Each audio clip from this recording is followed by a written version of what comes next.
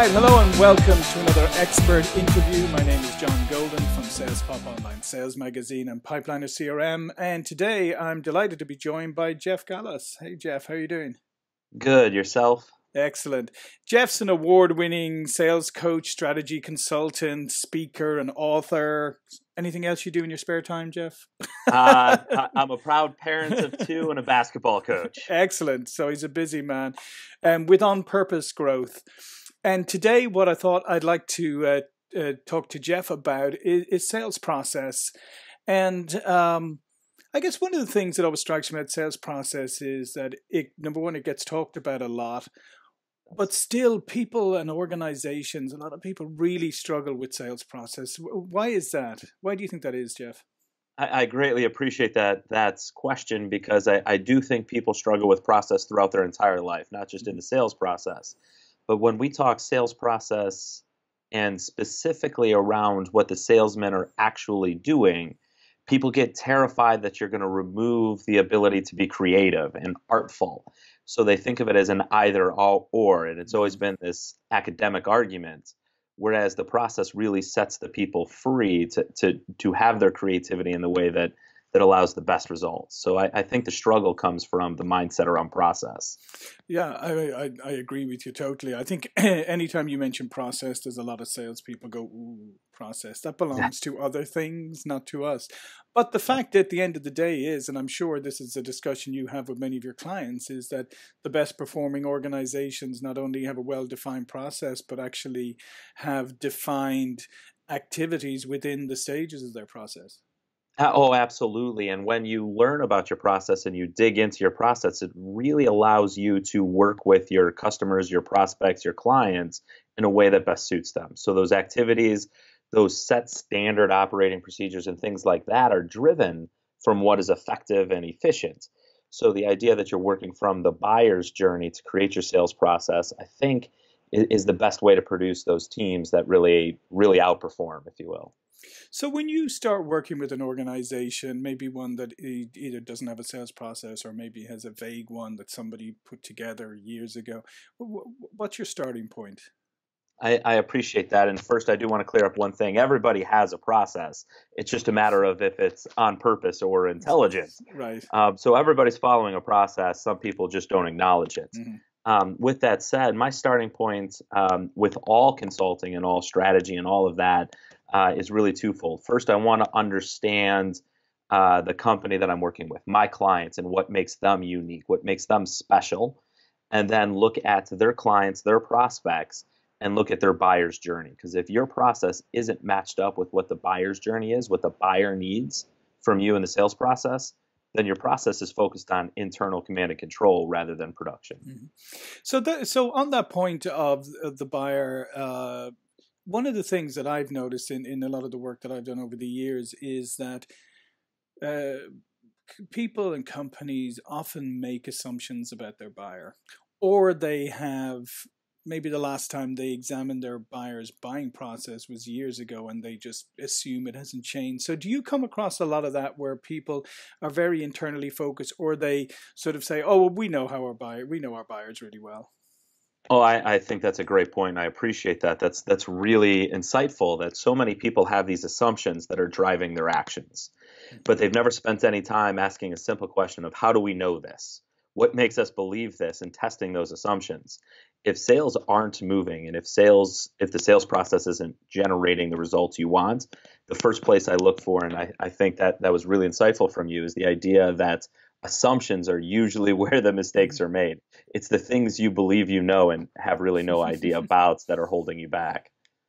So so it's quite easy to go to your customers and ask them about their buying process, their buying preferences, examine a buying process. So why is it that is often overlooked? I mean, we just kind of make the sale and move on and never think about going back and actually examining the process of getting there. Again, you're dead on. And one, I think it's easy for those that have those scars on the back from doing it a few times, or the scars from not doing it. Mm-hmm. You get hit by a 2x4 enough from not asking those questions, and you get tired of getting hit. But I think the hard part is for people to get over the mindset that as a as a deliverer of value, as somebody that's bringing intelligence to the conversation, that we don't have to know everything. Hmm. And the mindset of most salespeople is we have information and we want to guard that and use that as a tool to show people that hey, look, we can provide value, rather than creating that collaboration that is necessary. So if we want to go to our prospects or our current clients, as you very well pointed out, if we want to go to them, we have to admit we don't know something. Hmm. And that vulnerability is hard for people. Now, once you've done it a few times, it's easy. The conversation's much easier than people would think, but the mindset and the fear around admitting you don't know something is difficult. Yeah, I agreed. But I think customers appreciate the honesty, right? Oh, that takes your bonding and rapport off the charts. Everyone has gaps and everyone has knowledge. And giving your prospects and your clients a chance to help you not only gives them a chance to be proud and say, hey, I helped somebody. And that's a great way to build rapport. But it also acknowledges something that is just true. We don't know everything. And we want to support you better. We want to help you in a higher level of effectiveness. So what's the best way to do that? Go to them and ask. Yeah, absolutely. No, I think in life as in business, I think you reach maturity when you realize you don't know everything. I, I would love to say that I've reached maturity, but I think there's plenty of people that would stand in line and tell you I'm not there yet. So what's your next step? Okay, so you go in and you figure out alignment with the buyer journey. How do you then translate that into something that's actionable and something that the salespeople in that organization can get on board with? Oh, that's a great question. So once you understand what the buyer's journey looks like and what they need to create a purchase or to create a client or to create that contract, now we take a step back and look at what is the most effective way for us to give that information and how do we measure it? How do we know that we're doing it effectively? So the first step is to create the process that you're going to use to test if we can get these things to the buyer in a way that makes sense. The second step is to start measuring it and start improving it. Excellent. And then, so once you've got that in place and you've got those measurements and stuff, how do you drive adoption, right? Because you're always going to have, obviously, you're going to have some outliers. You're going to have some people who maybe pay lip service to it. You may even have managers who pay lip service to it. So how do you drive adoption of a sales process? So that's a great question. And from my experience, there's two ways that managers start to drive adoption.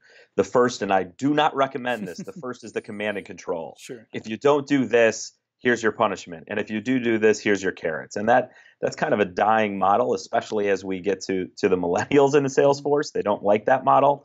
The second model is first, when we're doing the buyer's journey, make sure everyone is included. So as we're starting to get this information, create an area, a team, and a culture of complete transparency. So everyone sees the base amount of information that we're using to create the new sales process. The second part of this is as you're creating this process, you have to facilitate and you have to be a leader in a way that gets everyone engaged. Now, if there's disagreements, if there's arguments, which there should be, because that means you're hitting points of conflict and transition. But when you have those, make sure that even those that disagree understand how we're going to use this and understand the end value. Now, the big question is what happens if you do all of those things and they don't follow the sales process? Well, now you do have one of two options, and it greatly depends on the company's culture. The first being you can continue to coach them, you can continue to try to create the buy-in, and you can work with them as a human being. The second being is you have the team, you have the culture of the team that says it's not okay to be a lone wolf anymore. Right. It's not okay to operate because when one salesperson is operating differently, it's actually hurting all of the rest of the team. By them acting like they're special, by acting as an outlier, we can't run the plays we want to as a team. I've learned a great deal from sports in my life. I'm going to use Bill Belichick. He's let go of a lot of quote unquote superstars because they weren't really willing to operate in the Patriot way. Right. And when those superstars go, they can produce and they can be awesome one-to-one athletes. However, if you're not playing within the system, you're going to hold the team back. And the idea is to drive team and business and company performance, not just an individual. High tide rises all ships. Yeah, absolutely. And you just touched on another point there with the coach, right? So in this case, the sales manager says whoever is in charge. It's obviously critical that they start to operate leveraging the sales process, like do their reviews with individual salespeople and within teams, like following the process. Because I mean, as you know, salespeople will take their cues from their sales manager, right? And if they think the process is just, it's just the initiative du jour, it'll go away, then they won't adopt it. So, what do you do with sales managers? Oh, that's a terrific question because all change, all transition has to start with the leadership. Mhm. And whether that's positional authority or whether that's the emotional leader of the team, it has to start there. And so the work that we do with directors of sales, sales managers, anyone leading the team from an authority or emotional standpoint is first have them change their conversations. So when we're doing our pipeline meeting, when we're doing our reviews, when we're doing our coaching sessions, your language needs to support the new sales process. So you're salesman, you're leading a sales team. One of your salesmen is going in to have one of these conversations. You talk to them specifically about, okay, tell me where you're at in our sales process. Tell me the outcome, the commitment that you're asking from the prospect and how that moves along the buyer's journey and our sales process. So once you start forcing the conversations around your sales process, once the measurements align around that sales process, once every part of your coaching is how to move that buyer through their journey and you move through that sales process, it becomes just kind of innate. So it's not a forced thing, but it's a practiced thing. Right. And here's another just another thought on this. And it was one of the driving forces behind some of the development within our own CRM, within Pipeliner CRM, and that's the idea of the fact that a sales process is dynamic, right? Mm-hmm. A lot of people, as we said, a lot of companies will develop the sales process and say they're done it, and then it'll be there for years, even when the buyer changes or when you discover flaws within that process. And it's been compounded by, a lot of traditional CRM have made it difficult to put a process in and then change it dynamically. But the reality is that when you develop a sales process, you don't know how well it's going to work until it's working, and then you need to tweak it as you go, correct?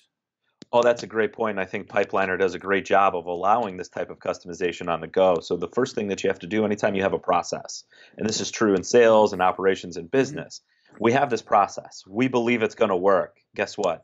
Just like Mike Tyson told us, you can have a great plan, but once you get punched in the face. Yeah. So the idea is that you have this process and you start measuring it. We look where the bottlenecks are. We look where we're slowing down in the sales process. But really what happens is we're not serving the buyer's journey well enough. Mm-hmm. So do we have to start changing the market around the buyer's journey? Is there something that we can change in the buyer's journey for us to take advantage because we're unique in that way? Is there something we have to change in the sales process? Once you do that, your tool has to support it. And you have to go back in because now you have the measurements that say this area is the bottleneck. We've now changed this to fix it.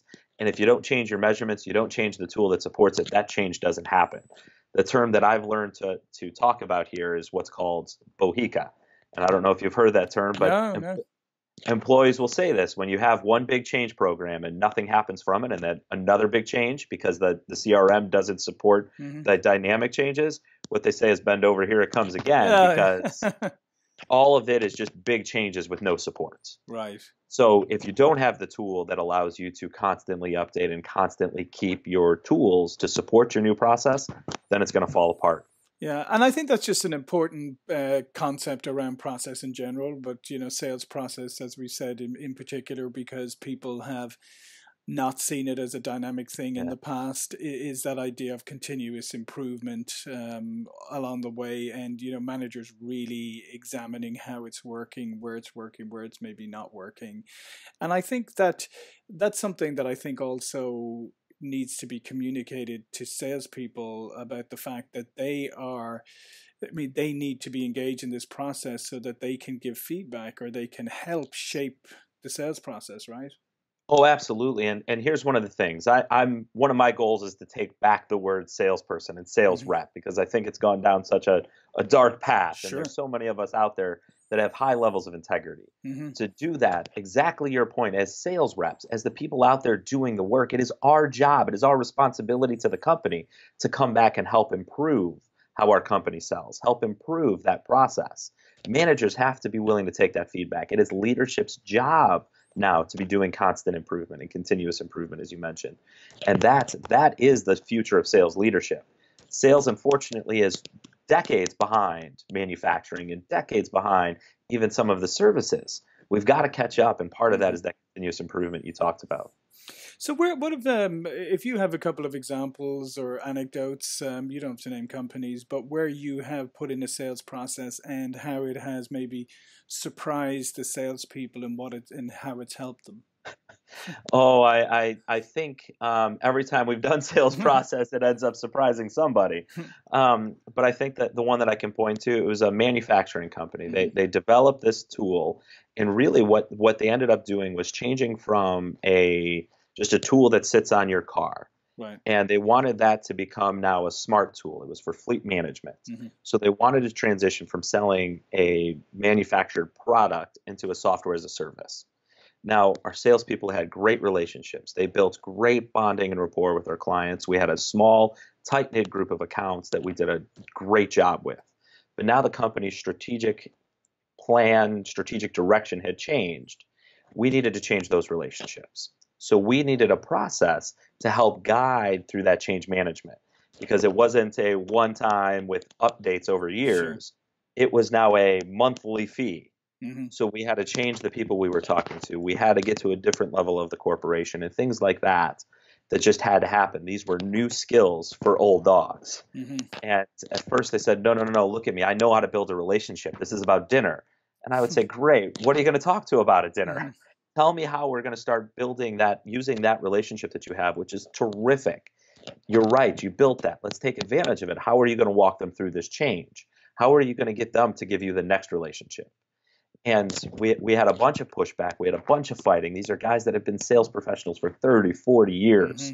And they had these great relationships. And they looked at the process as something that would hurt that. But once we learned that the process was about better serving their relationships by paying attention to the things that had to happen for that transition, once they had their eye on that ball, they were better serving those relationships. So now they had people who knew them, who liked them, who trusted them, and they were able to look at this process as to say, hey, I've been dropping the ball with this guy here, and start working it. Now, that was one example. Another example for you, which is both near and dear to my heart. These are longtime personal friends of mine. They're a disruptive software as a service company. They had a first round of funding. They were really excited to take a product to the market. They, as founders, were terrific at getting in front of people and talking. And the way that I say this is they would talk to people until they gave up. Sure. And they were phenomenal at it because they were subject matter experts. And everyone would acknowledge, hey, you guys are the smartest guys in the room. We trust you. Now we had to build out a sales team. The sales team wasn't going to be the subject matter experts. So the founders looked at him and said, no, we have to train them up to be experts. And I said, we don't have time. Right. It took you 20 years to have that expertise. So that the owners and the founders had to take what's in their head and look at what the buyers actually needed. So the first thing that happened is we were able to prop up this inside sales team where they were efficient and effective at getting the meetings and closing deals. Now the founders looked at what they were doing and said, man, I don't have to work so hard. I don't have to be the smartest guy in the room anymore. I can use this process. And what happened is both the founders and the inside sales team were able to close more deals at a higher percentage. Yeah, that's a great example, because I do think some people do fall into that trap of feeling that they need to know everything about a product or service in order to be able to present the value of it, when that's not the case. So it's very dangerous, the idea that you have to be the one that knows everything, because there's inherently things you're not going to know. Exactly. And as we talked about earlier, that vulnerability and learning about the buyer's process, but that vulnerability and saying, look, here's what we can offer. Let's learn how it'll fit into your box. That can be a game changer. Yeah, absolutely. Well, listen, this has been a great conversation. I see we're bumping up against the end of our time here, and I wanted to give you, Jeff, a little bit of time to tell people a little bit more about you, about your company, and how they can contact you. Well, I appreciate that. I'll keep this pretty short. We're On Purpose Growth. Our goal is to help people grow, both to achieve their purpose and to do it in a purposeful way. Sales shouldn't be on accident. They need to have a strategic and an execution plan that allows you to do this on purpose. You can reach me at our website, onpurposegrowth.com, but probably the best way to find me is on LinkedIn, Jeff Galas with On Purpose Growth. All right. Well, listen, thanks, Jeff, again. This has been fantastic. Great interview, great insights. Sales process, always a fascinating and critical topic to talk about. And I'll see you all for another sales expert interview very soon. Thank you. Thank you. Have a great day.